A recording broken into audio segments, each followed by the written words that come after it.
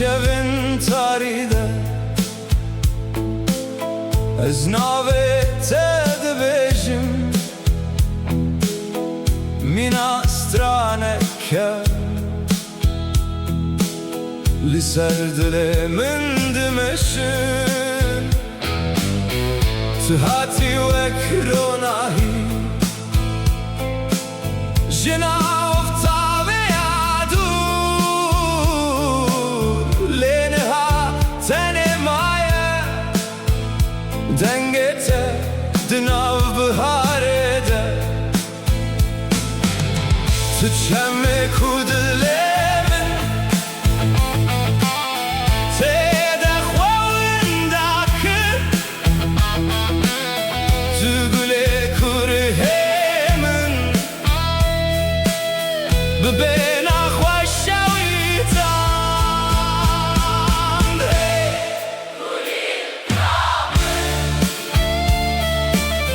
Tu agirî di nav canê min de Her şev bi navê te Ev dijin û ve dişewîte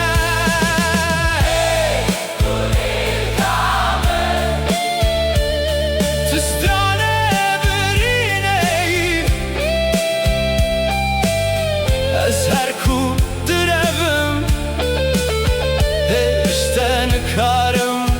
dûr bikevim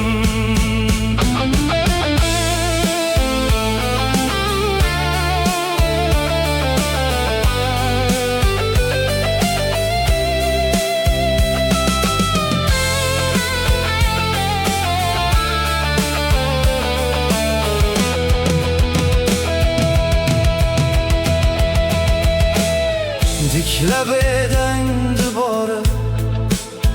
Wek salên neyên winda bûyî Li ser rêya baranê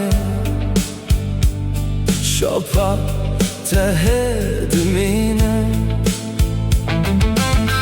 Tu bihara min bûyî Berî ku zivistan were Niha her gulê ku dibînim Bi rengê çavên te vedibe